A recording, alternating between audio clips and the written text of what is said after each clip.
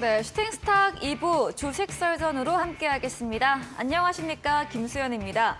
2부 썰전에서는 투자에 도움되는 주제로 강의 들어보도록 하겠습니다. 그리고 여러분의 종목 고민 해결해드리는 종목 상담 시간 기다리고 있고요. 전략주 AS와 새로운 탑픽 종목도 준비되어 있습니다. 그럼 먼저 종목 상담 참여 방법 소개해드리겠습니다. 문자 샵 3772번으로 오늘 함께하실 전문가 명동고래 적어서 보내시면 입장 가능한 채팅방 링크 보내드립니다. 그리고 포털 검색창에 슈팅스타 검색하시고 사이트 들어오셔도 종목 상담 코너 준비되어 있습니다. 종목의 이름, 매수하신 가격, 비중 올려주시면 방송 시간 통해서 여러분들의 고민 해결해드리고요. 종목 상담 채택될 경우에는 커피 쿠폰도 함께 보내드립니다. 많은 참여 기다리고 있겠습니다. 네, 그럼 오늘 주식 썰전 함께할 전문가를 소개합니다.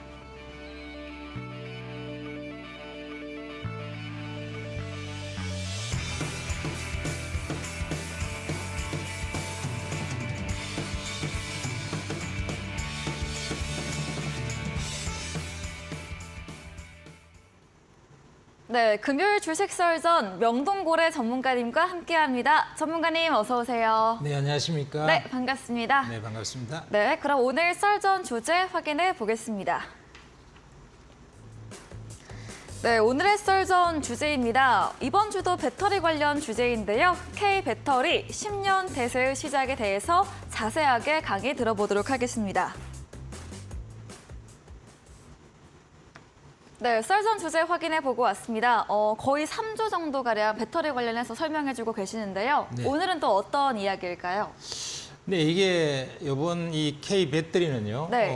사실 대한민국의 미래의 가장 큰 성장 동력 두 개 중에 하나죠. 네. 하나가 이제 반도체가 될 거고요. 또 하나가 이제 배터리인데 제가 봤을 때는 사실 이게 10년 주도주라기보다는 30년 정도 주도주는 될 것 같아요. 네.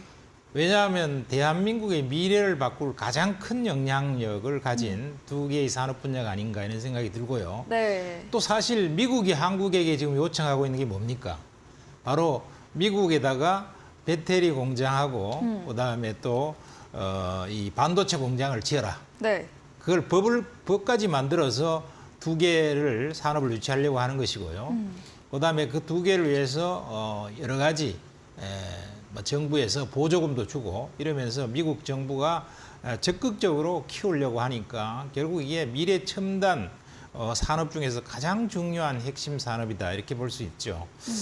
자, 그래서 이 K 배터리가 이 2차 전지 이 분야를 우리가 생각해 봤을 때는 최소 10년 이상의 대세는 지속된다. 그리고 적어도 30년, 40년 갈 엄청난 그런 장기 주도주다 이렇게 볼 수 있을 것 같습니다. 자, 그러면은 전번 시간에 제가 예고해 드린 대로요. 이 한중의 배터리 경쟁에서 누가 이길까? 그리고 중국이 어느 정도 수준인가? 이런 거에 대해서 좀 말씀을 자세히 드리도록 하겠습니다. 먼저 이 한중 배터리 경쟁에서는 K 배터리가 대세다. 결국 지금 시장에 보거나 아니면 증권사 그 애널리스트들의 리포트라든가 혹은 많은 기자님들이 이제 쓰신 기자님들이 쓰신 글 같은 것도 봐도 중국이 굉장히 무섭다. 그다음에 중국이 뭐 여러 가지 전기차 판매든지 2차 전지든지 이런 데서 독보적 1등이다. 네. 그리고 신제품들을 마구 쏟아내니까 한국이 굉장히 위험하다. 이렇게들 많이 얘기를 하고 있어요. 그래서 그 실상을 정확하게 우리가 알 필요가 있다는 것입니다. 자, 그러면은 이 한중 배터리 경쟁에서 중국이 지금 대세를 지배하고 있느냐, 한국이 대세를 지배하고 있냐, 이랬을 때 한국이 대세를 지배하고 있다. 이렇게 한마디로 말씀드릴 수 있겠습니다. 네. 먼저 그 중국 같은 경우에는 LFP라 그래서 인산철 배터리 이게 주력이죠. 사실 중국도 NCM의 삼원계 배터리 결국은 에너지 밀도가 높고 그다음에 아주 힘도 좋고 이런 에너지 효율이 아주 좋은 이 NCM 계열 이걸 네. 중국도 이걸 먼저 하려고 그랬어요. 하려고 그랬는데 이쪽이 워낙 기술력이 한국에게 떨어지기 때문에 도저히 게임이 안 된다. 이래서 이것도 하지만 결국은 LFP에 주력을 한 것이죠. 이게 좀 만들기도 더 쉽고요. 그래서 에너지 밀도는 좀 낮지만 만들기 쉬워서 그렇습니다. 자, 이 첫 번째, 중국이 주력하고 있는 LFP 인산철 배터리가 대세가 될 수 없다 하는 것을 우리가 못을 박아야 될 것 같아요. 왜냐하면 이게 대세가 된다고 하는 사람이 요즘 너무 많아요. 굉장한 전문가들 중에서 특히 중국에 대해서 중국 배터리가 한국을 능가하고 있다. 또 중국 전기차가 세계 최고다. 이렇게 많이 주장하시는 분들 중에서 이 얘기가 많습니다. LFP가 결국은 대세가 된다. 이렇게 얘기를 하고 있는데요. 제가 아무리 연구를 해봐도 네. 자료를 찾아봐도 대세가 절대 불가능하다. 이렇게 말씀을 드릴 수 있을 것 같아요. 왜냐하면 첫 번째 이 LFP는요. 에너지 밀도가 굉장히 낮아서 효율이 낮습니다. 그래서 이론적으로 이미 정해져 있어요. 에너지 밀도라는 것은 우리가 한번 충전했을 때 얼마나 많이 갈 수 있느냐, 힘이 얼마나 세냐 이런 것들인데 이런 부분에 있어 갖고 결국은 LFP는 우리나라가 지금 하고 있는 이 3원계 이 NCM 배터리를 당할 수가 없다는 거예요. 왜 그러냐? 이론적으로 이미 나와 있어요. 도저히 LFP가 아무리 한다 해도 NCM을 능가할 수는 없다는 거예요. 자, 그래서 특히 또 이게 문제가 되는 것은 겨울철이 있는 나라에서는 이게 중국 제품 이거 쓰면 안 돼요. 네. LFP를. 왜냐하면 날씨가 추우면은 에너지 밀도가 뚝 떨어져 버립니다. 그러니까 우리가 정해진 어느 정도 수준의 그 밀도보다도 반 정도로 뚝 떨어져 버리기 때문에요. 사실 뭐 한 500km 갈 거다 싶어서 달리고 있다가 겨울철 같으면 한 250km밖에 못 달리고 멈춰버린다. 이러면은 굉장히 큰 곤욕을 치를 수 있겠죠. 자, 그 다음에요. 이거는 이제 가장 기본적으로 여러분들 잘 알고 계시는 건데 네. 사실은 잘 알려지지 않는 이 두 번째가 굉장히 큰 문제예요. 이 두 번째는 뭐냐면은 LFP는 폐배터리 리사이클링이 불가능하다는 거예요. 사실은 우리가 지금은 이제 아직 폐배터리에 대해서 별로 활용이 안 되고 있지만 앞으로 5년, 10년쯤 지나고 나면 아마 리튬을 직접 채는 것만큼 또 이제 폐배터리 우리가 배터리가 이제 시간이 다 돼서 네. 차가 이제 폐차를 했을 때 그 폐배터리를 리사이클링해서 거기서 다시 여러 가지 소재를 뽑아내서 사용을 해야 됩니다. 그런데 이 LFP는 폐배터리 리사이클이 불가능하다는 거예요. 왜 불가능하냐? 이게 이제 소위 인산철 배터리잖아요. 그러니까 네. 보니까 인산염하고 철이 들어가 있는 거다 말이죠. 근데 이거는 별로 가치가 없어요. 쉽게 얘기하면 싸구려야. 네. 그리고 이제 리튬이 들어가 있어도 그 리튬은 탄산 리튬이 주로 들어가 있어요. 저가에 주로 쓰기 때문에. 네. 그러면은 리튬 자체도 좀 싸구려인데다가 그다음에 인산염과 철이라는 것은 전부 좀 싸구려예요. 그러니까 이걸 우리가 폐배터리를 갖다가 재활용하거나 폐배터리를 하려면은 굉장히 기술이 높아요. 우리가 얼핏 생각하면 폐배터리 이러니까 무슨 능마주이처럼 배터리를 주워갖고 그냥 갖다가 좀 부숴갖고 끌어내면 되겠구나 이렇게 생각하는데 그게 네. 아니고 네. 그것도 굉장히 복잡한 그 화학 기술력으로. 과정을 네. 거쳐서 엄청난 기술력을 가지고 그거 하나하나 부수고 뭐 추출하고 코팅 같은 거 그걸 전부 다 녹여내고 분리하고 하는 온갖 과정들이 엄청나게 복잡합니다. 그래서 이것도 기술력이 대단해야 돼요. 그런데 문제가 이게 인산철 이거 자체가 이게 상당히 환경오염을 많이 시키고요. 네. 그다음에 그걸 뽑아봤자 이게 별로 쓸만한 게 별로 없다 이게요. 전부 싸구려기 때문에. 네. 그래서 이거를 갖다가 이제 폐배터리를 완전히 다시 이렇게 분리해서 다시 재활용을 해서 쓰려고 딱 했는 비용이 더 크다는 겁니다. 그냥 새 거 만들어가 집어넣는 게 낫지. 그거 뭐 폐배터리 리사이클 하는 것이 불가능하다. 그러면은 아니 뭐 불가능하면 어때? 이렇게 또 생각하실 분이 있을 텐데 그거 아닙니다. 지금 만일에 연간 1억 대가 전부 다 전기차로 다 팔렸다고 칩시다.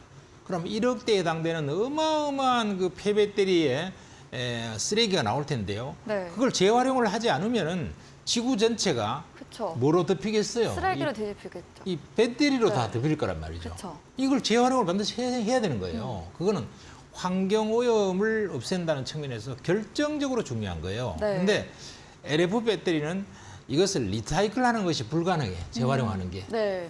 그러니까 쓰레기가 뭐 지구에 잔뜩 쌓이는 것은 안 되겠죠. 그렇죠. 그러니까 LFP가 대세가 될 수 없다는 거예요. 물론 일시적으로 조금 쓰이고 이러겠지만 네, 재활용이 어렵기 때문에. 하다가 이제 시간이 네. 좀 지날수록 야 이거 재활용 이거 할 수가 없는데 큰일 났다. 이래 되면 이제 각 나라에서 특히 그쵸. 유럽이나 미국에서 난리 나겠죠. 그렇죠. 친환경을 환경오염 지면서. 때문에. 그러면 네. LFP를 쓰지 말자. 네. 이렇게 된단 말이에요. 그래서 이거는 최저가급의 모델에만 사용이 되고 있고요. 좀 고가 모델은 이거 안 씁니다. 그렇죠. 그리고 또 한 가지 결정적인 부분은 기술의 개발 여지가 적어요. 왜냐하면 LFP는 옛날부터 이제 개발이 많이 돼 있고요. 그다음에 이걸 더 이상 뭐 연구를 막 해서 소재를 바꾸고 어떻게 할 여지가 별로 없어요. 그러다 보니까 기술 개발의 여지가 적어서 기껏 한다는 게 이제 셀2팩, 셀2샷실에서 그냥 중간에 모듈 과정을 생략해갖고 좀 더 통을 조금 크게 해서 요 공간을 더 많이 집어넣을 수 있도록 이렇게 하는 수준 정도 이상으로는 그렇게 굉장히 연구 개발할 소지가 별로 없어요. 근데 지금 우리나라에서 하고 있는 3원계 배터리, 이 NCM 배터리는 연구할 대상과 소재가 엄청 많아요. 기술 개발의 여지가 너무너무 많단 말이죠. 가격도 떨어뜨릴 수 있고 에너지 밀도도 높일 수 있고 화재 안전성도 더 안전하게 할 수 있고 하는 온갖 종류의 네. 그런 기술 개발 여지가 많이 열려 있다는 거예요. 그러니까 LFP가 대세겠습니까? 아니면 한국이 주도하고 있는 NCM이 대세겠습니까? 그렇죠. NCM이 대세 아닐까요? 그 당연히 대세죠. 그래서 지금 LFP 배터리 침투율이요. 그러면 이제 지금 뭐 LFP가 중국이 지금 뭐 판매 대수로서는 전기차 판매 대수는 세계에서 제일 많으니까 네. 야 이게 뭐 중국의 LFP 배터리가 엄청나게 세계 시장에서 많이 팔리고 있겠구나 이런 생각을 할 텐데 그거 중국만 연락이 팔리고 있고요. 다른 네. 나라는 별로 안 팔려요. 네. 예를 들면 미국 같은 경우가 지금 11% 정도 네. LFP 배터리가 침투하여 있습니다. 네. 전체 배터리 중에서. 그런데 이 11% 내에는 보면 뭐가 있나 하면은 테슬라 비중이 커요. 그럼 테슬라가 뭐냐 하면은 중국의 CATL, 중국에다가 이제 이 전기차를 많이 팔아먹으려고 중국의 CATL에 LFP 배터리를 쓴단 말이죠. 일부 좀 써요. 그러다 보니까 이제 미국 비중이 한 11%좀 돼. 근데 유럽은 얼마냐면 1%밖에 안 돼요. 적네요, 유럽은. 엄청. LFP는 거의 안 써요. 네. 그다음에 이제 중국은 53%나 돼요. 절반 넘게. 그러니까 결국 이 LFP는 중국에서 많이 쓰지 다른 나라에서는 많이 쓰지 않는다. 물론 이제 다른 나라에서 쓰기는 좀 쓰지만 싼 네. 맛에 그것도 일부 저가형에 좀 쓴다. 그러나 이것도 시간이 좀 가서 전기차가 많이 팔리고 나면은 환경오염 문제가 심각해지기 때문에 네. 폐배터리 문제 때문에 전부 다 이게 다시 줄어들 가능성이 대단히 높습니다. 제가 봤을 때는. 앞으로 더 줄어들 가능성이. 그렇죠. 네. 그러면 이제 한국이 주력하고 있는 NCM 배터리 이 3원계는 어떨까? 네. 이게 대세라는 거예요. 왜냐하면 첫 번째 에너지 밀도와 효율이 굉장히 높고요. 네. 그래서 북미라든가 유럽이라든가 한국, 일본은 전부 이걸 쓰게 돼 있다 이거죠. 네. 우리가 뭐 배터리 집어넣어서 200-300km밖에 못 간다. 겨울철 되면 150km밖에 못 간다. 이러면 그걸 어떻게 쓰겠습니까? 불안해서. 막 전기 배터리 또 집어넣어야 되는데. 그다음에 이제 두 번째는 이 한국이 주력하는 NCM이야말로 폐배터리 리사이클을 할 수 있다는 거예요. 그렇죠. 왜냐하면은 수산화 리튬을 집어넣어야 되니까 이것도 굉장히 조금 품질도 좋고 비싸기도 하고요. 그다음에 거기 들어가는 코발트나 니켈이나 이런 것들도 전부 다 이제 재활용하면은 경제성이 높아서 그게 재활용 가치가 있다는 것이죠. 자, 그다음에는 이제 중고가형 모델에 주로 사용을 한다 하는 것인데 이게 이제 지금 NCM 계열 중에서 제일 이제 품질도 좋은 것이 울트라 하이 니켈이라는 것입니다. 울트라 하이 니켈 배터리. 그거는 네. 우리가 NCM 중에서 니켈도 있고 코발트도 있고 뭐 여러 가지 있지만은 그 중에서 니켈 비중을 얼마나 높이냐는 것인데 니켈 비중이 95%가 넘는 것을 우리가 울트라 하이 니켈이라 그러는데요. 95%가 니켈 비중이 높아지게 되면 네. 그 가격이 그 중국의 싸구려라고 하는 LFP하고 가격이 같아져요. 높이면요. 네. 오. 그런데 그걸 높이면 품질은 더 좋아져. 오. 품질은 더 좋아지고 가격은 똑같아져요. 네. 그러면은 뭐 그 저 에너지 밀도도 낮고 품질도 안 좋은 LFP를 굳이 써야 되겠어요? 그렇죠. 그럴 필요가 없잖아요. 그리고 이게 또 좋은 점은 기술 개발의 여지가 커요. 계속 연구를 하면 가격은 더 낮아지고 품질은 더 좋아져. 네. 그러니까 앞으로 연구할 과제가 대단히 많아요. 더 발전하겠네요. 그렇죠. 네. 그러니까 지금 우리나라에서 양극재 1등 회사인 에코프로 같은 경우에 보면 코발트 프리, 코발트가 제일 비싸거든요. 네. 그걸 안 넣어도 된다는 거야. 오. 연구를 하면. 그럼 제일 비싼 거 안 넣어도 되니까 훨씬 더 좋겠죠. 그렇죠. 생산 비용이 줄어들고. 그렇죠. 그다음에 망간이 좀 싸요. 그러니까 망간을 많이 집어넣으면 된다. 그럼 또 값이 또 싸져요. 그렇죠. 그러니까 이 가격이 내려갈 소재가 많은 거예요. 그래서 이런 상태, 거기다 울트라 하이니켈에서 니켈 비중을 높이고 이래 버리면은 가격이 어쩌면은 앞으로 LFP보다 더 싸질 가능성도 있다는 거예요. 네. 시간이 좀 지나면. 그래서 이제 한국은 배터리 3사가 전부 다 이제 LFP 기술을 개발을 다 해서 우리도 배터리 LFP를 할 수 있다는 거예요. 못하는 게 아니고. 그러니까 앞으로 이제 한국이 중국을 이길 수밖에 없죠. 그렇죠. 이길 품질은 수밖에 좋아지고 가격도 비슷하고 그런 그렇죠. 발전 가능성이 앞으로 더 커지기 때문에. 어머나 우리 네. 앵커님은 뭐 하나를 알면 열을 아시네요. 네. 아이고 감사합니다. 대단하십니다. 과찬이십니다. 네. 네. 그래서 네. 그러면은 중국 배터리가 한국을 결코 이길 수 없다. 왜 이길 수 없느냐? 네. 첫 번째, 중국은 전기차 점유율이 지금 60%다 이래서 굉장히 대단한 것처럼 막 언론에 떠들고 이러는데요. 네. 이거 착시 효과예요. 왜냐하면은 이게 중국 정부에서 보조금을 왕창 줘서 이게 전기차 시장에서 한번 세상을 한번 지배해보자 이래갖고 보조금을 줘서 굴기로 일부러 국가에서 그냥 무리하게 육성한 거거든요. 그리고 다른 나라에서는 중국에 들어와서 이 배터리를 못 팔도록 다 막아버렸어요. 네. 얼마나 불공정한 시장을 만들었습니까? 그렇죠. 그런데 여기에 이제 문제가 앞으로는 이제 어려워지는 게 보조금이 작년 말에 중단이 딱 돼버렸잖아요. 네. 이제부터는 이제 조금 이제 쉽지가 않은 거예요. 그리고 이제 북미하고 유럽은 2023년부터 강력한 육성 대책을 만들기 시작했죠. 그래서 미국에는 IRA 법안이 있고 유럽에서는 CRMA 법안이 나오면서 중국을 공급망에서 배제시켜 버린다. 이렇게 되니까 결국은 미국에 못 팔아먹고 유럽에 못 팔아먹으면 중국이 세계 시장에서 팔 수 있는 것은 그저 동남아 후진국 같은 이런 데 좀밖에 팔 수가 없다는 것이죠. 그리고 중국 자국 내 불공정하게 자국 내에서는 많이 팔을 수 있겠죠. 그리고 자율주행 시대에 첨단 인공지능 반도체 장벽이 있다는 겁니다. 중국이 앞으로 전기차에서 세계 시장을 지배한다. 이거 불가능하다는 거예요. 네. 왜 불가능하냐? 이것은 이게 가능하려면 첨단 앞으로 이제 미래에는 자율주행차 시대가 와요. 오면은 첨단 반도체가 있어야지 자동차의 어떤 품질이 좋습니다. 반도체가 엉망이면은요 자동차가 개판이 돼요. 그런데 이 성능을 높여주려면 첨단 반도체가 있어야 되는데 이걸 미국이 다 막아버리잖아 지금. 그러니까 앞으로 중국 전기차는 품질이 아주 좋아질 수가 없어요. 어느 정도 일정 수준 이상 첨단으로 가기 어렵다는 것이죠. 그다음 두 번째는 불공정한 내수 중심의 중국에 1등하는 지금 배터리 회사가 CATL이죠. 네. 그런데 이 CATL에 한계가 생긴다는 겁니다. 중국을 포함했을 때 지금 점유율 1위는 CATL이 전 세계 지금 40%가 돼요. 그런데 중국을 제외시켜버리면 어떻게 되느냐면 한국이 56%예요. 배터리 3사가. 네. 그리고 중국은 CATL하고 뭐 비하다고 다 합쳐봤자 19%밖에 안 돼요. 19%밖에. 무슨 얘기냐? 중국을 포함하면은 CATL이 꽤 잘하고 있는 것 같지만은 네. 중국을 제외해버리면은 한국이 압도적이라는 거예요. 그러네요. 그러니까 결국 중국은 좀 그렇게 시장이 쓸만한 고급차 시장은 크지가 않아요. 네. 그러다 보니까 결국 한국이 길게 보면은 세계 이길 시장을 것이다. 이긴다. 네. 지금 일시적으로 중국이 전기차 굴기를 하고 있기 때문에 수치가 좀 높아져 있는 거지. 시간이 한 2, 3년쯤 지나면 한 3년쯤 지나게 되면은요. 한국이 다시 세계 1위로 들어설 거다. 이렇게 말씀을 드릴 수가 있습니다. 네. 자, 그러면 중국의 전기차는 향후 3년 동안 거기다가 격렬한 구조조정이 예상돼요. 네. 이거 정말 피 튀기는 구조조정입니다. 네. 전망이 왜냐면- 없어질 거라고. 그렇죠. 네, 지난주에. 한 3, 400개 정도 그런 네. 그 전기차 회사가 있다가 지금 망해갖고 다 없어져갖고요. 지금 대충 70개도 안 되고 67개 남았어요, 지금. 네. 다 망해갖고. 그래서 이 67개의 남은 전기차도 앞으로 3년 내로 90% 이상 파산합니다.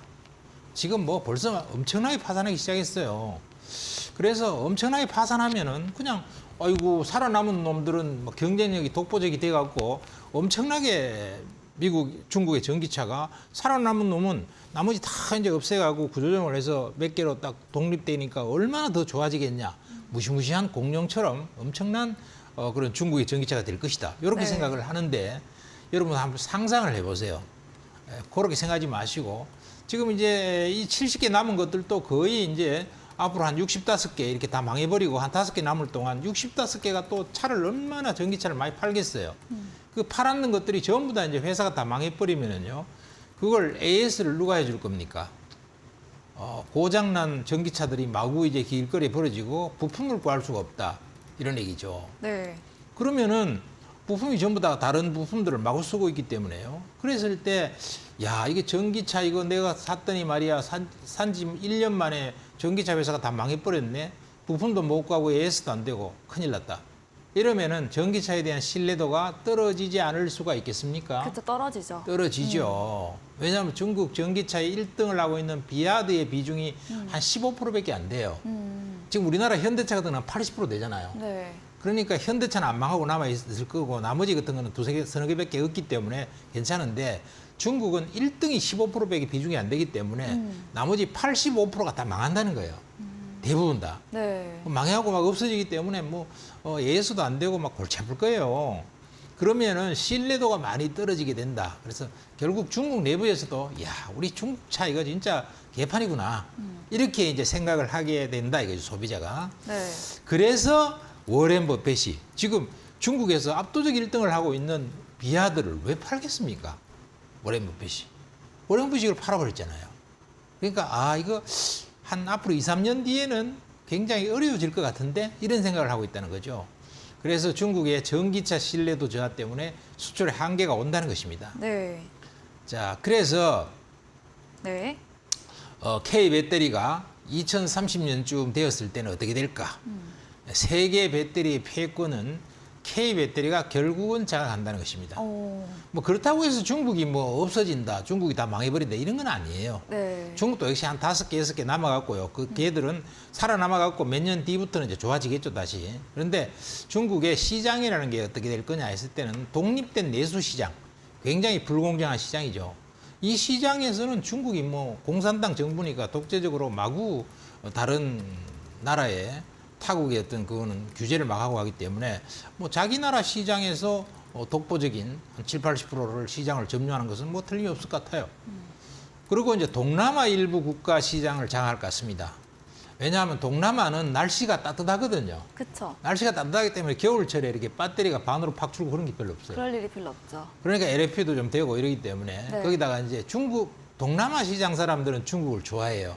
돈도 막 주고 이러기 때문에. 그래서 태국이라든가 동남아시아 이런 데는 아주 중국 전기차를 자기 쪽에 유치하려고 지금 난립니다. 네.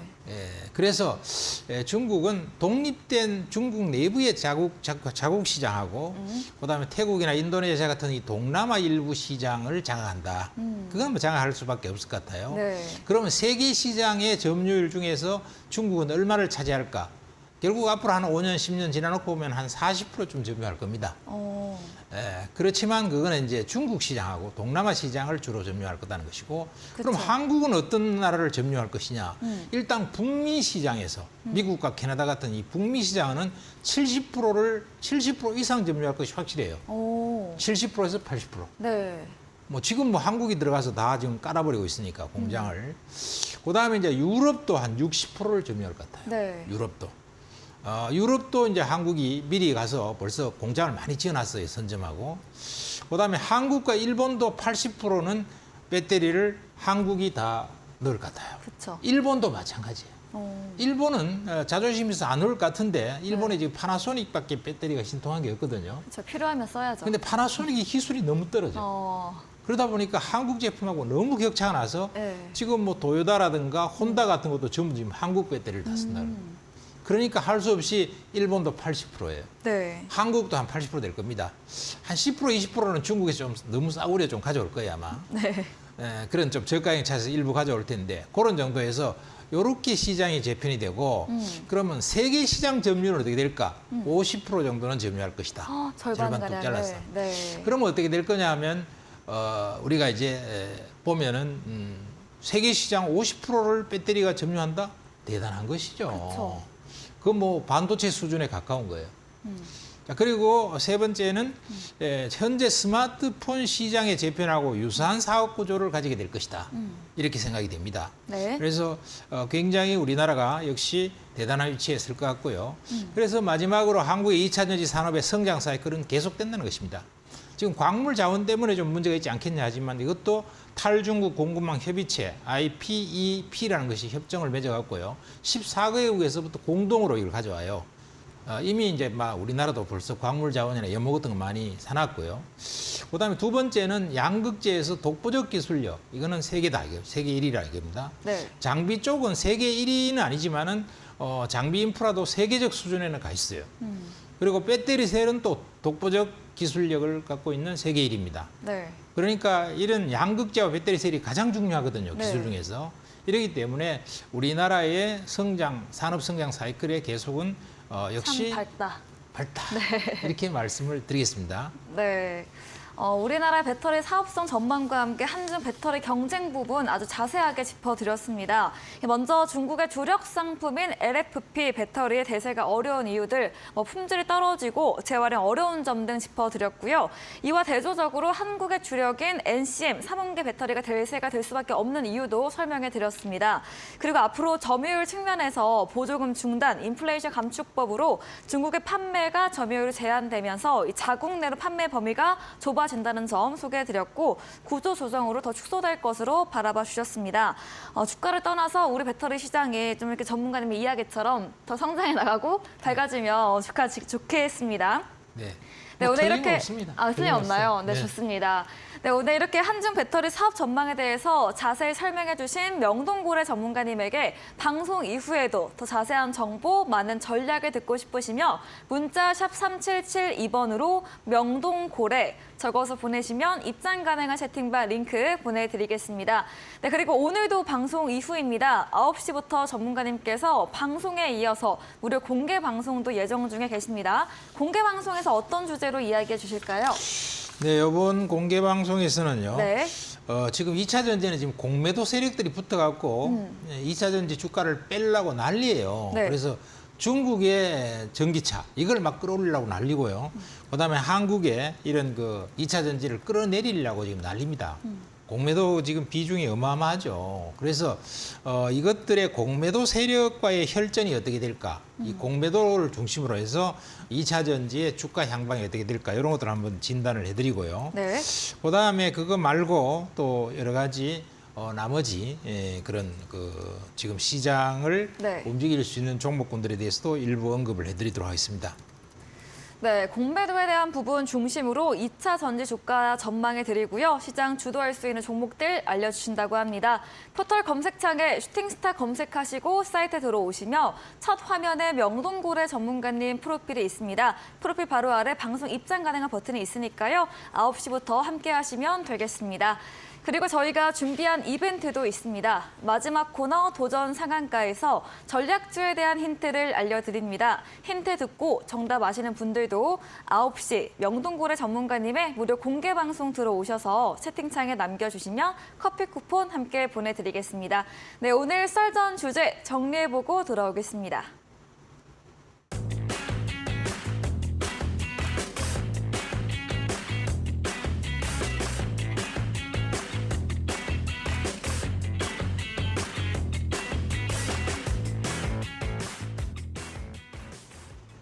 네, 이어지는 코너 여러분의 종목 고민 해결해 드리는 시간입니다. 바로 종목 확인해 보겠습니다.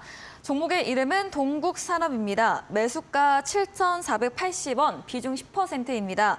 전기차 배터리 관련 종목이죠. 오늘은 1% 넘게 조정받으면서 7,070원 종가 형성했거든요. 동국산업은 어떻게 해보면 좋을까요? 네, 이 동국산업은요. 네. 뭐 이것도 2차 전지 관련 기업으로서 이제 좀 알려졌던 기업인데요. 네.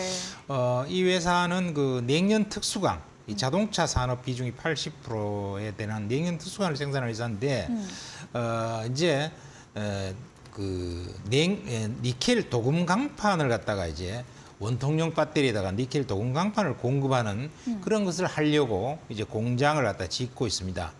그래서 2025년 정도 되면은 니켈 도금 강판이 매출이 한 1,700억 정도, 비중은 한 20% 정도 올라올 거다. 이래서 요 니켈 도금 강판은요, 이 배터리에 들어가야 되는 것인데 지금 여기에서 1등은 TCC 스틸이라는 그런 회사입니다. 네. 굉장히 좋은 회사죠. 실적이 3년 동안 급증하고 있는 그런 회사인데 네. 이 TC들이 엄청 이제 올라가면서 이쪽이 이제 물량이 막 딸리니까 배터리 회사에서 그럼 동국산업 너희들도 한번 니켈 도금강판을 납품해봐라. 이래갖고 이제 이쪽을 하기로 해서 공장을 막 짓고 이렇게 하려고 그러는데요. 그 기대감 때문에 지금 주가가 전번에 많이 올랐어요. 다른 철강주들은 못 올랐는데. 네. 그래서 그 기대감이 아직 남아있어서 올라갈 수 있는데 다만 이것은 한계가 좀 있을 것 같습니다. 물론 한 3년 정도 갖고 있으면 좋을 것 같아요. 근데 이제 그 전까지는 TC스틸이 독보적으로 시장을 끌어나가기 때문에 상승의 한계가 좀 있을 거다 이렇게 생각이 됩니다. 그래서 뭐 제가 봤을 때는 고점까지 가기 전에 적당한 선에서 한번 팔거나 아니면은 좀 뭐 느리게 가고 수익률이 좀 떨어져도 좋으니까 한 3년 버텨갖고 니켈 도금판 나올 때까지 버텨보겠다. 이러면은 고점 돌파해서 하면 시세가 더 나을 것 같아요. 네. 그러나 뭐 조금 기간 측면에서 보면은 적당히 좀 올랐을 때 정리하고 나오는 것도 좋다 이렇게 말씀드리겠습니다. 네, 동국산업 배터리 사업 분야 기대감으로 주가가 올라왔으나 현재 상승에는 한계가 있을 것으로 봐주셨습니다. 이 직전 고점 전후로 반등 나올 경우에 수익 실현 쪽으로 말해주셨습니다. 종목 상담은 여기까지 진행해 보겠습니다. 더 원하시는 분들은 문자 샵 3772번으로 명동고래 적어서 보내시면 입장 가능한 채팅방 링크 보내드리고요. 포털 검색창에 슈팅스타 검색하시고 사이트 들어오셔도 종목 상담 코너가 있습니다. 종목의 이름, 매수하신 가격, 비중 올려주시면 방송 시간을 통해서 고민들 더 해결해 드리겠습니다. 네, 저희는 포트폴리오 AS 시간으로 돌아오겠습니다.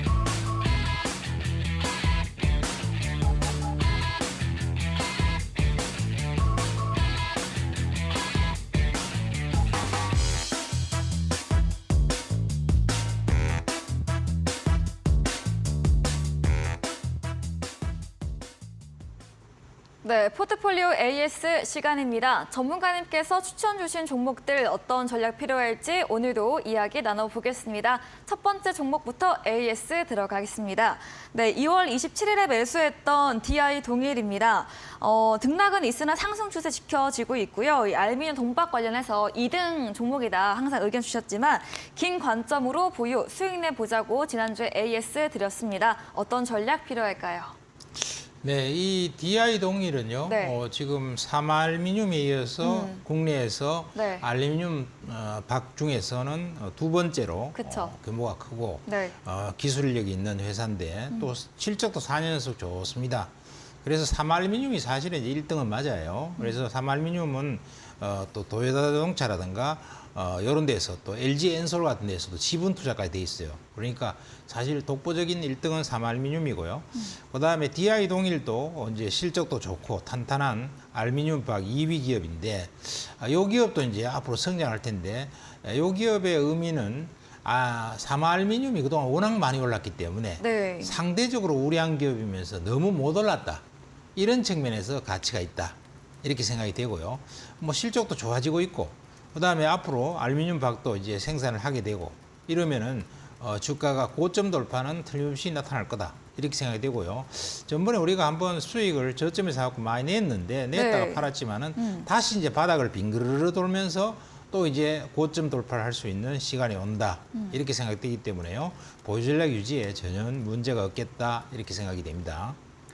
네, DI 동일 사마 알루미늄에 비해 상대적으로 주가 적게 올랐기 때문에 이 반사수에 예상되는 점과 다시 기술적으로 바닥 구간에서 상승 나올 것으로 의견 주시면서 보유 전략 드렸습니다. 다음 종목은 3월 27일에 매수했던 칩스앤미디어 시스템 반도체 관련 종목으로 장기적으로 보유하자 실적이 좋은 기업이다 의견 주셨거든요. 칩스앤미디어는 어떤 전략 필요할까요? 네, 칩스앤미디어는 이제 수익이 좀 꽤 났죠? 네. 많이 났는데 앞으로 계속 더 많이 납니다, 이거. 엄청납니다. 네. 왜냐하면은 시스템 반도체가 지금 앞으로 이제 굉장히 성장할 분야거든요. 그쵸, 앞으로 결국 더 커가요. 삼성전자가 네. 시스템 반도체 쪽에 300조를 투자하겠다 그랬단 말이에요. 그러니까 천하의 삼성이 300조를 투자하면서 이제 원래는요, 삼성은 우리나라 중소기업 데리고 다 같이 가려고 별로 안 했습니다. 특히 시스템 분야에서는. 네. 메모리야 뭐 이렇게 장비 회사는 다 들고 가야 되지만 시스템 분야는 이제 팹리스 회사나 이런 데 데리고 가야 되는데 그쪽을 별로 안 끌고 갈라 그러다가 이제 그래서 큰 그런 세계적인 그런 칩리스 회사나 이런 것들을 인수하려고 그랬어요. 인수하려고 그랬는데 인수가 마음대로 잘 안 됐거든요. 돈도 굉장히 비싸고. 그러다 보니까 이제 삼성이 이제 국내 중소기업을 키우기로 했어요. 키워주기로. 그래서 국내에서 기술력 있고 탄탄한 회사들, 이 시스템 반도체 회사들은 꽤 많이 커질 수가 있습니다. 그중에 대표적인 종목 중에 또 하나가, 물론 한비 반도체가 또 있지만 대표적인 종목 중에 하나가 이 칩스앤미디어예요. 이 칩스앤미디어는 누차 말씀드렸습니다마는 고해상도의 그런 슈퍼 레볼루션이라는 그런 쪽에 매출이 굉장히 많이 올라오면서 이 고해상도의 영상 이 부분야는 굉장히 앞으로 소요될 게 많거든요. 네. 그래서 성장성이 굉장히 크게 일어날 주식이고 이익도 한 120억이나 냅니다. 탄탄한 회사이기 때문에요. 길게 끌고 가도 좋겠다 싶고 아마 굉장히 시세가 여기서도 상당히 더 많이 날 것 같다 이렇게 생각이 됩니다. 네, 칩스앤미디어 지금도 큰 수익권에 있지만 앞으로의 성장성 더 좋다, 전망 좋다고 의견 주셨습니다. 이 삼성전자 대기업의 투자 모멘텀으로 메모리 반도체 이후 이 시스템 반도체 분야까지도 성장성 기대된다고 장기 홀딩 전략 드렸습니다. 다음 종목입니다. 4월에 매수했던 엔캠 2차 전지 전고체 관련 주입니다. 주가 매수 후에 좀 조정세 나와서 걱정을 했지만 전문가님께서는 이런 공장 설립 후에 실적 가시화될 때까지 걱정할 필요 없다. 이런 전략 주셨거든요. 네. 엔캠 어떤 의견 들어볼 수 있을까요? 최근에 엔캠은 엔캠 이거는 수익률이 별로 안 나는데요. 네, 그렇죠. 그거는 참 이게 앞으로 미래 성장성은 상당히 커요. 네. 요번에 이제 그 5천억 정도, 5천억 정도 이 공장을 갖다가 새로 짓기로 했잖아요. 엔캠이. 짓기로 했는데 새만금에도 공장 같은 거 굉장히 거대한 공장을 네. 짓거든요. 여기 이제 전해액이니까 이 전해액의 특징은 공장 부근에 가까이 있어야 돼요. 그렇죠. 그래서 굳으니까. 우리가 이제 뭐 여러 가지 네. 음식 같은 거 먹을 때 멀리 가서 먹기가 어렵잖아요. 네. 그러니까 통조림 같은 거는 오랫동안 처박을 해야 되지만은 보통 일반 그 신선식품 같은 거는 금방 빨리 먹어야 된단 저 말이에요. 상하니까. 그러니까 네. 그 공장 부근에 있어야 돼. 네. 그래서 공장 부근에 있어야 되는데 그러다 보니까 새만금이 이제 LG엔솔이라든가 공장 같은 거 막 짓거든요. 네. 배터리 공장 많이 짓는데 그 옆에다가 이제 지금 엔캠도 공장을 짓는 거예요. 합작사를 딱 지어갖고 하는데 거기에 돈이 엄청나게 투자를 됐다 그러더라고요. 그다음에 이제 북미 쪽에 뭐 LG엔솔이 뭐 9개 공장을 막 짓는데 그 옆에 또 다 붙어 있어야 돼. 그래서 이 투자를 지금 많이 해야 돼요. 그러다 보니까 이익을 많이 못 내. 그게 이제 조금 단점입니다. 이익률도 한 3%밖에 안 되고. 그래서 지금 당장 주가가 빨리 못 가고 있는 거예요. 그러나 이것의 장기 성장 가치는 대단한 것이요. 네. 그렇게 많이 지어놓고 나면은 계속 돈이 들어오고 그것도 이제 재활용 기술이 있어요. 그래서 재활용도 되고 그다음에 뭐냐 하면은 안정적인 성장을 계속할 텐데 특히 이 회사 같은 경우에는 1등, 2등, 3등이 중국 회사인데 세계 1등, 2등, 3등이 중국 회사인데 이 회사가 4등이야. 근데 네. 중국은 못 들어와요. 네. 미국으로. 독식 아니에요. 음. 그러니까 앞으로 장기적으로는 굉장히 좋은 회사예요. 네. 그래서 갖고 있지 뭐. 네. 마찬가지로 엔캠도 장기 보유 전략 드렸습니다. 다음 종목 4월에 매수했던 하나기술 페미터리 관련 종목입니다. 매수 후 3거래 급등세 나왔고 주가 조정세 나오다가 다시 5월 말경부터 상승 추세 나타나고 있습니다. 하나기술 어떤 전략 필요할까요? 지금은 네. 수익권입니다. 네. 매수에 뭐 급등을 했다가 맞아요. 3거래일. 급등을 했다가 네. 주가가 다시 확 주저앉는데 네. 요게 이렇게 좀 떨어진 이유가 있긴 해요. 왜냐하면은 요 회사가 지금 상반기에는 수주가 좀 많고요. 네. 실적이 하반기에 잡혀요, 전부 다. 그러니까 상반기 실적이 많이 안 잡혀요. 그러다 보니까 실망해서 시세는 일단 수주는 많이 하고 있으니까 확 튀었는데 다시 조금 밀려서 또 이제 바닥에서 올라오는 거예요. 그런데 하반기 실적은 좋아지거든요. 그래서 기술력도 상당히 탄탄하고 주가도 상대적으로 못 올랐고 이 뭐 팔 필요가 전혀 없습니다. 네. 버티면 하반기 실적은 좋을 거예요. 하반기 성과는. 네, 역시나 하나기술도 장기 보유 전략 드렸고요. 제가 지금 딱 보니까 칩셋 미디어 빼고 다 2차 전지 종목이잖아요. 나오는 네. 종목도 네. 전문가님께서 2차 전지를 얼마나 좋게 봐주고 계시는지 알 것 같습니다. 2차 전지는 뭐 그냥 수면이 네. 먹고 자고 있으면 다 웬만한 종목은 많이 올라가 있어요. 알겠습니다.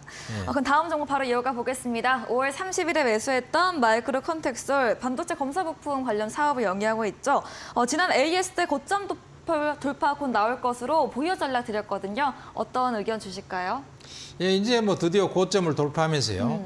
최근 1년 사이에는 신고가로 와 있죠. 네. 그래서 좋아지고 있는데 이 회사는 반도체 검사용 IC 소켓 분야, 즉 반도체 부품 관련 기업입니다.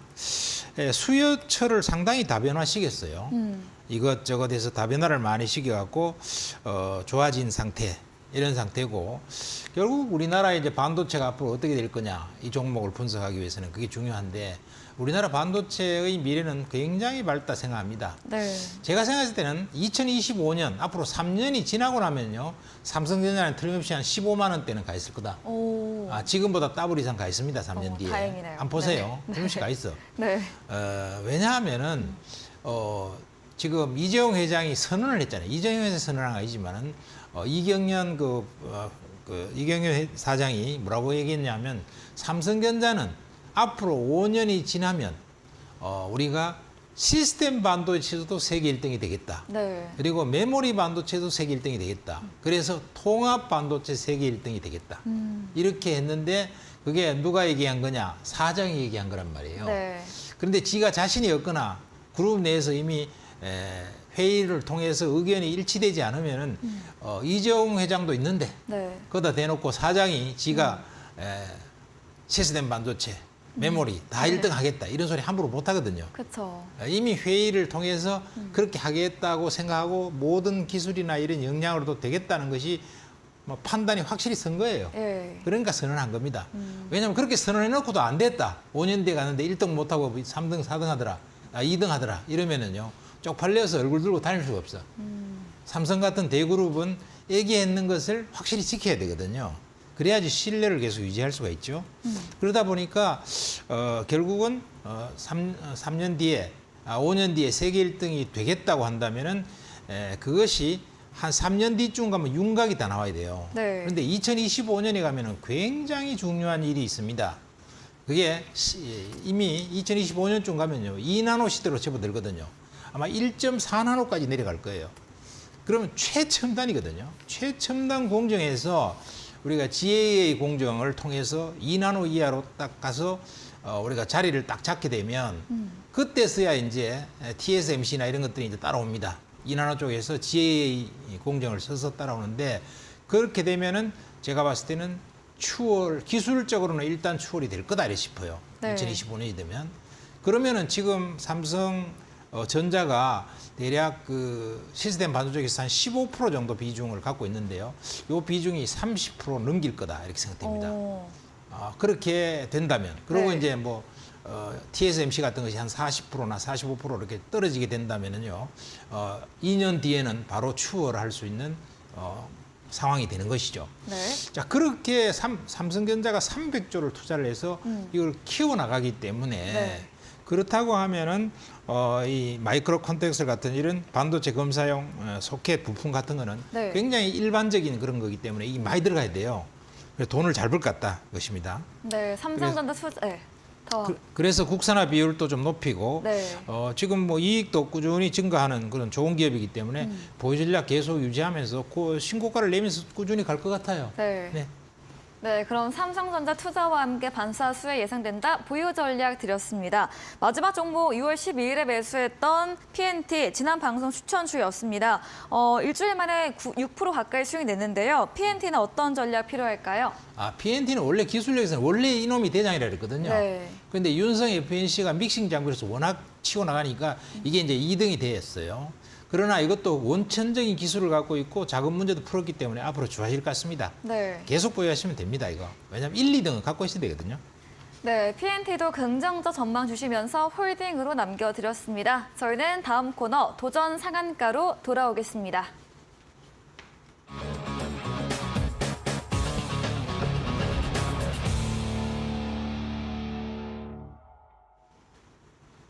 네, 도전 상한가 시간입니다. 이번 주 전략 종목에 대한 힌트 바로 들어보도록 하겠습니다.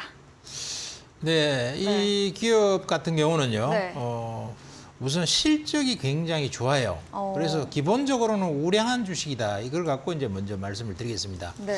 우리는 우량한 주식 같은 경우에 우리가 투자를 하게 되면은 안심하고 좀 길게 가져갈 수가 있죠. 네. 그래서 안심하고 길게 가져갈 수 있는 종목이다. 이렇게 말씀드리겠고요. 네. 그다음에 이제 이 주식 같은 거는 굉장히 홍보를 길게 하다가 이제 네. 막 이제 양봉에 하나 탁 섰는데 이 회사 같은 경우에는 기본적으로 지금 우크라이나 재건을 한다면은 네. 굉장히 수혜주가 될 수 있어요. 우크라이나 전쟁은 우리 앵커님은 곧 네. 끝날 것 같습니까? 앞으로 한 3, 4년 걸릴 것 같습니까? 곧 끝났으면 좋겠습니다. 연말까지는 끝나지 않을까 싶어요. 네. 왜냐하면 우크라이나에 그 투입할 만한 포탄이라든가 이런 무기가 네. 러시아가 너무 부족해요. 그래서 아마 올 연말까지는 끝날 거다. 이렇게 생각되가 몇 달 안 남았어요. 그리고 이제 유럽에서 자꾸 뭐냐 하면은 러시아 돈을 갖다 다 차압해서 한 1조 달러 정도를 갖다가 우크라이나 재건에 쓰겠다고 지금 다 공지를 했거든요. 그러면은 1조 달러를 누가 먹을까? 하는 문제가 이제 상당히 되고요. 그러면은 이 회사는 우크라이나 재건 관련으로서 건설 중장비의 하부 구조를 만드는 그런 회사입니다. 그러면은 우크라이나 이제 다 저걸 갖다가 우크라이나를 재건하자 이러면은 불도저 같은 게 막 밀고 들어가야 되겠죠. 네. 그래서 막 땅도 파고요. 뭐 별짓을 다 해야 될 텐데 그러면 이제 무한궤도 같은 것이 막 장착되어 있는 그런 큰 중장비, 건설 중장비가 많이 투입돼야 된단 말이죠. 그러면 그 건설 중장비의 하부 구조를 만드는 회사이기 때문에 실적이 아주 좋아질 겁니다. 그래서 좋고 그다음에 또 이 회사가 지금 현재는 어디에다 납품을 많이 하냐면은 뭐 캐터필라나 아니면은 두산 박캡 이런 데다 많이 하는데 이런 회사들 같은 경우에도 굉장히 뭐냐면은 실적이 좋아요. 그렇기 때문에 거기에 또 납품하니까 이 회사도 실적이 좋다는 겁니다. 네. 퍼도 6배 수준밖에 안 되는 고실적 회사예요. 그러면은 이 주식 사볼 만하죠. 그쵸. 물론 이제 너무 높게는 사지 마시고 마이너스 가격에 분할해서 사시면 되겠습니다. 네, 전략 종목에 대한 힌트를 들어봤습니다. 이번 주는 2차 전지주가 아니라 우크라이나 재건주, 건설주 들어봤습니다. 실적 좋은 우량주라고 하는데요. 전략주에 대한 자세한 대응 방법을 원하신다면 문자 샵 3772번으로 명동고래 적어서 보내시면 입장 가능한 채팅방 링크 보내드리겠습니다. 10분 후 공개 방송 예정돼 있는데요. 주제 간단하게만 소개 부탁드릴게요. 네, 지금 2차 전지 쪽에서 공매도 전쟁이 벌어지고 있어요. 네. 피 튀기는 혈전이 벌어지고 있는데요. 그 혈전의 내막을 한번 말씀드리면서 공매도에 따라서 지금 선도주가 어떻게 움직이고 거기에 따른 2차 전지의 개편이 어떻게 일어날 것인지 이런 걸 좀 말씀을 드리면서 네. 그다음에 오늘 이 우크라이나 이 문제, 전쟁 문제에 따라서 반영이 꽤 이것도 될 거다 이렇게 생각이 드는데요. 거기에 관해서 좀 언급을 해드리도록 하겠습니다. 네, 공매도 부분 집중 분석해 주시면서 2차 전지 주가 전망과 함께 전략 종목에 대한 전략 챙겨드린다고 합니다. 잠시 후 10분 후부터 함께 하시면 되겠습니다. 네, 그럼 오늘 저희가 준비한 내용은 여기까지입니다. 본 방송에서 제공해드린 정보는 투자 판단에 대한 조언일 뿐이라는 점 참고해 주시기 바랍니다. 오늘도 함께 해주신 여러분 진심으로 감사합니다.